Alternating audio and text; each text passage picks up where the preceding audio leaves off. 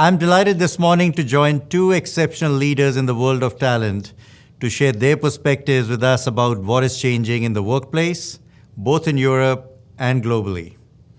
Holly Quincey is the Global Head of HR, Talent Attraction and Solutions at Bayer.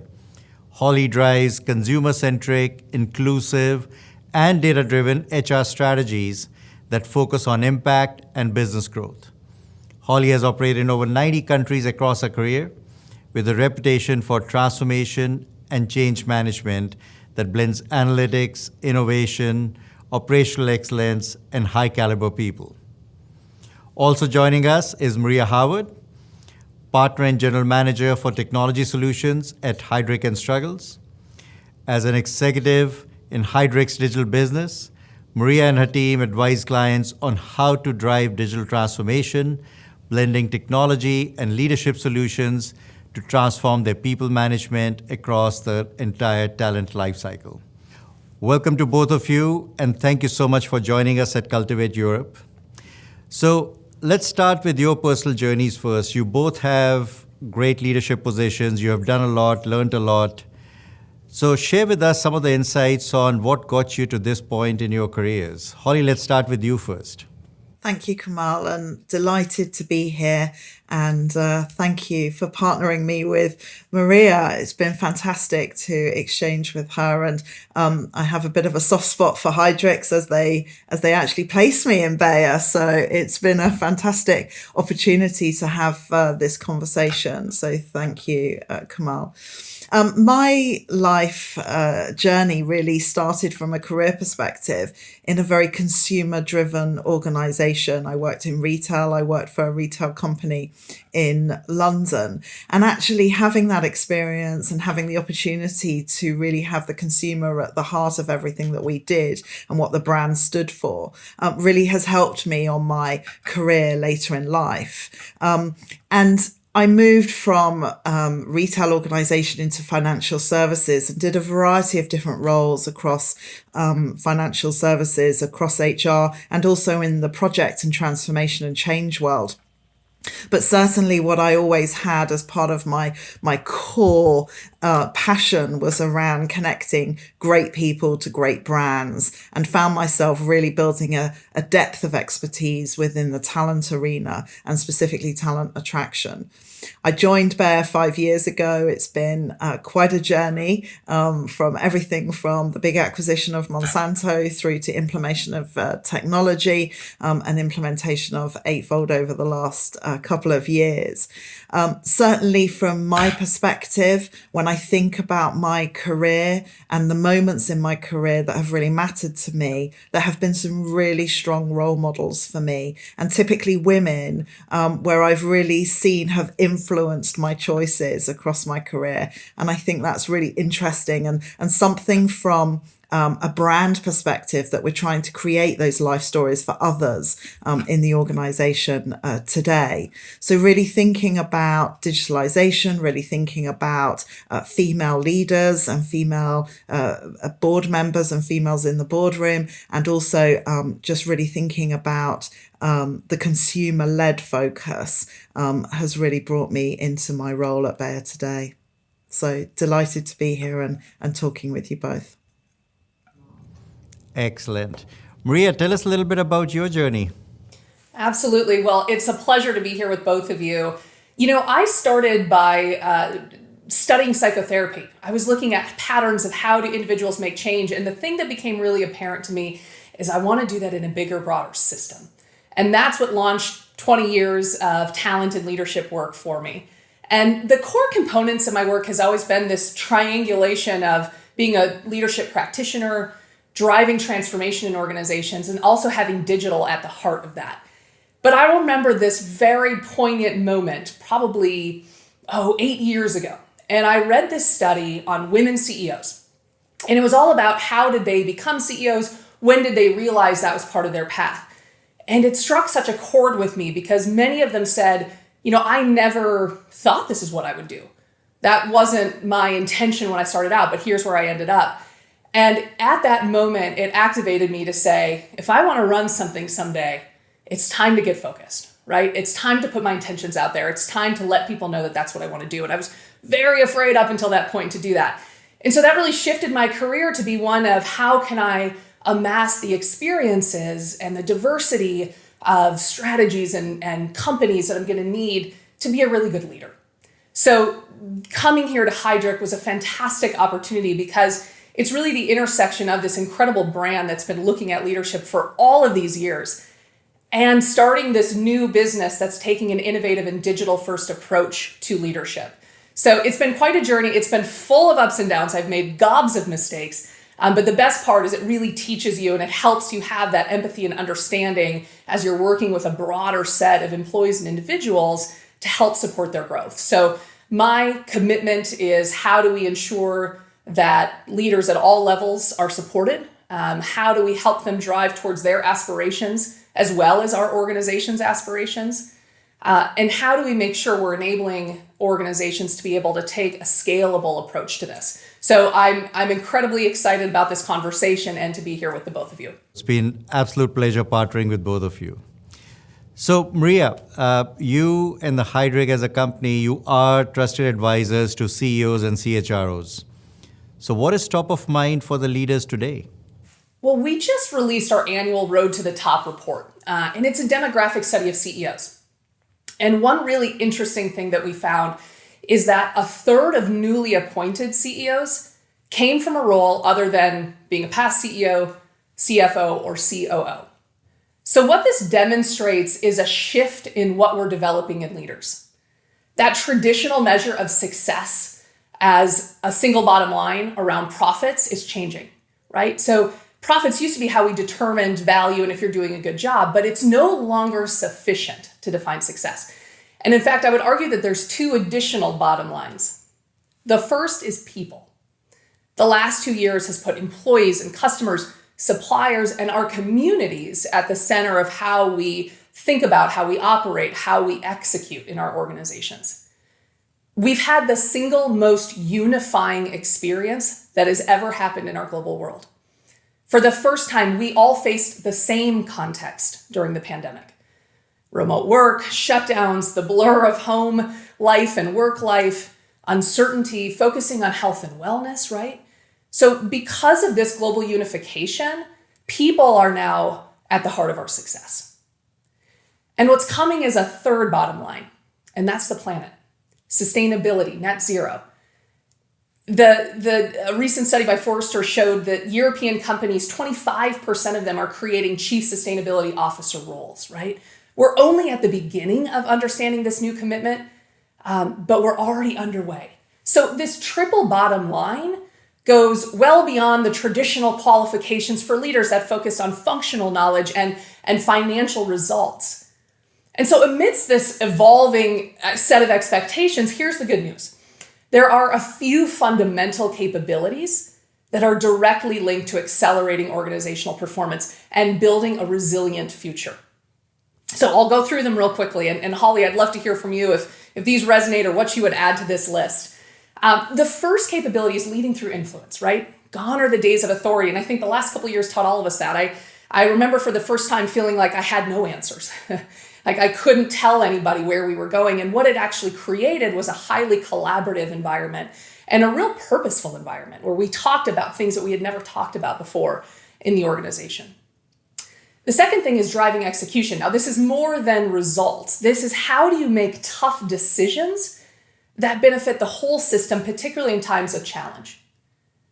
The third is creating possibilities from new thinking. How do we remain curious? How do we continue to spot opportunities for innovation?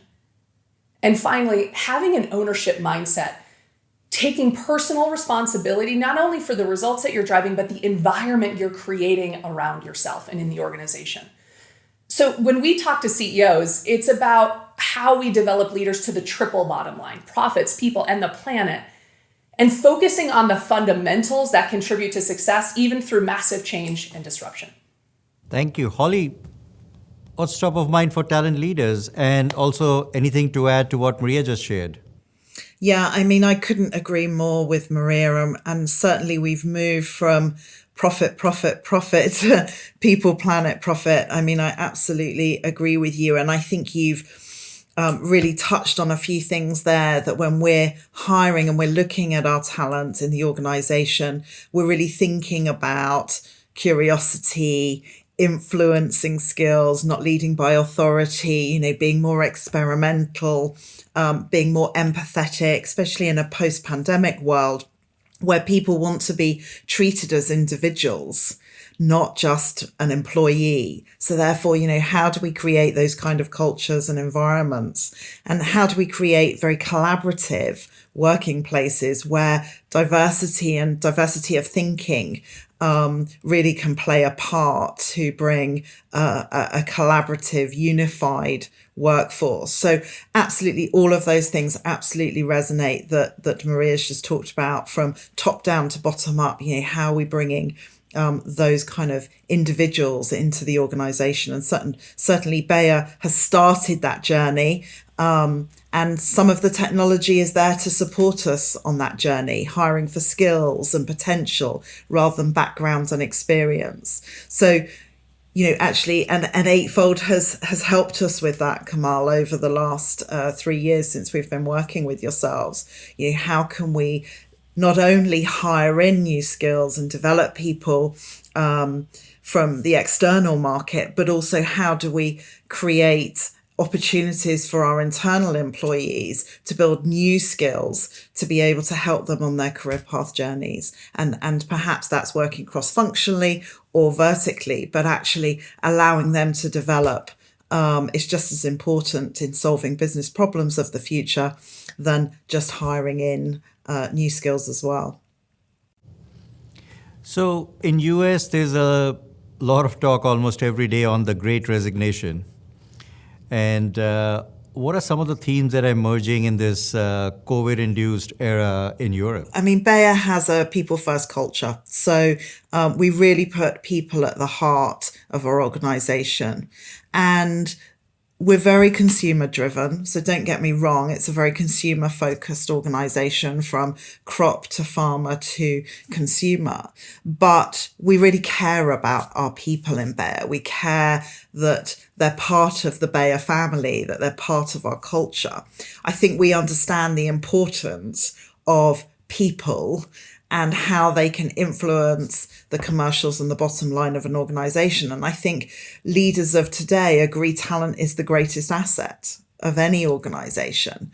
And therefore, for us, the developmental coaching career journeys, having role models, Maria talked about role models earlier. Certainly it's helped me in my career journey to have really influential female role models where we can share life stories and we can look at the career paths that others have taken to help us on our own journeys. So, being part of a brand, using career stories to promote that brand. We've just moved to a new brand at Bayer, BUB Bayer. And it's all about being authentic, being empathetic, being who you want to be, being yourself. And whether that's being analytical or being a scientist or being data driven or being a digital marketeer, whatever it is you want to be, you can be yourself, you can be that in Bayer. And I think, some of these messages, especially in a post-pandemic world, have really helped embed some of that change in the way that the people are thinking about talent, Kamal. Excellent. And you also mentioned about skills and capabilities. And that's also a recurring theme these days, that how do we unlock the potential? So, Maria, we're partnering with you also in actually bringing new solutions to the market using our AI platform. But give us a little more color on how leaders can incorporate, if not lay the foundation of their talent strategy around skills and capabilities. Absolutely. So skills, to your point, skills, capabilities, the accomplishments, your purpose, they have to be incorporated into talent strategy in the form of leadership intelligence, right? And Eightfold has demonstrated the power of talent intelligence when we look at the whole workforce. And so how do we bring that digital approach to leadership? And this is where we're really excited to be partnering.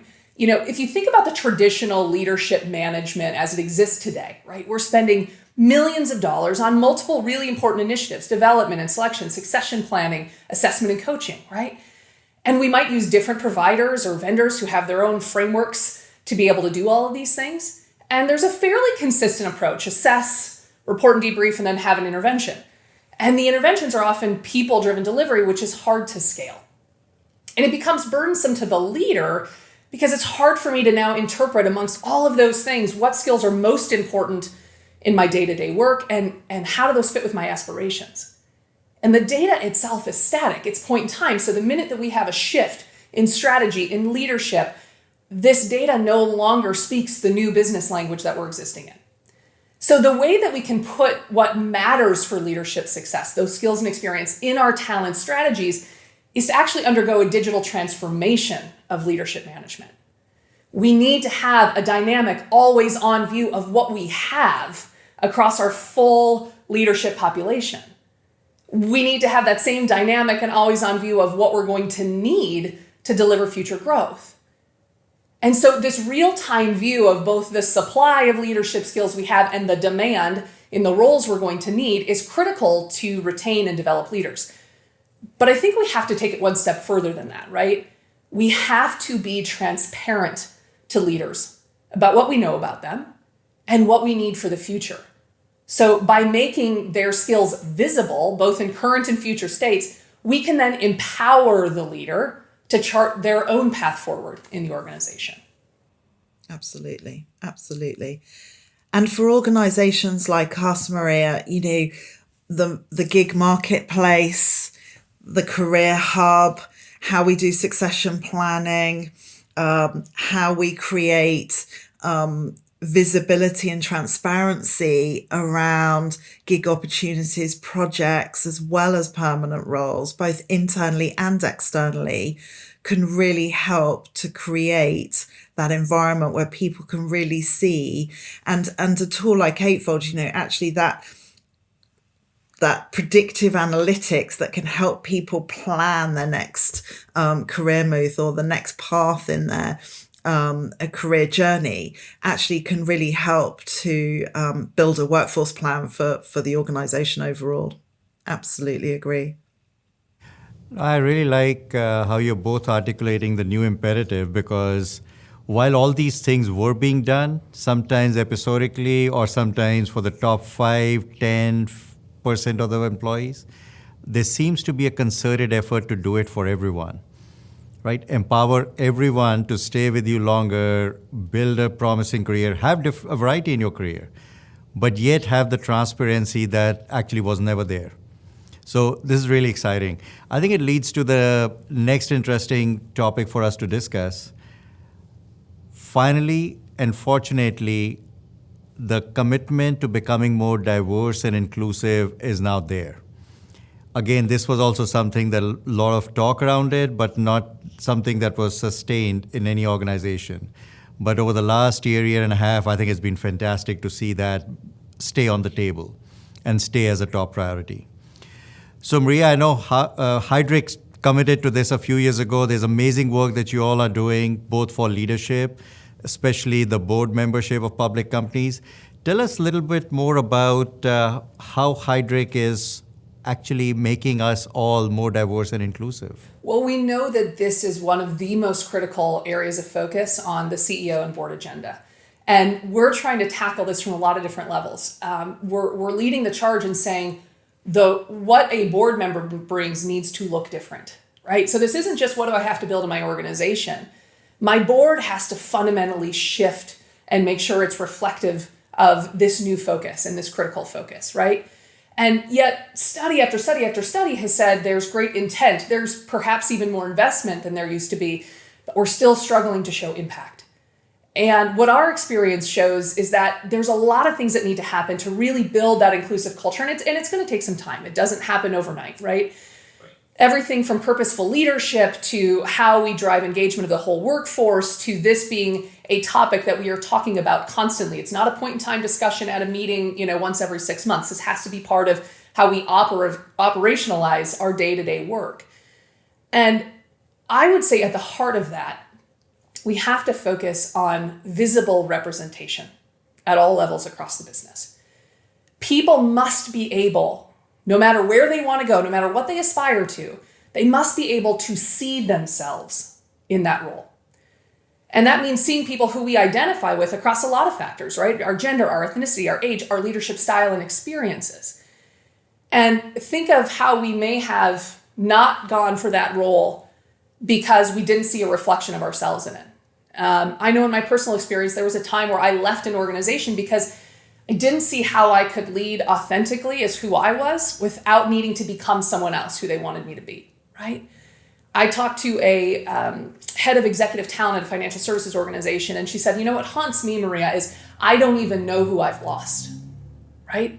We pride ourselves in doing a great job and having a really good succession process, but she said, I know there are people who have left this organization and gone on to do amazing things, and I don't even know who they are. So what we're trying to solve is how do we focus on visibility if we don't yet have equity, particularly at the top of organizations.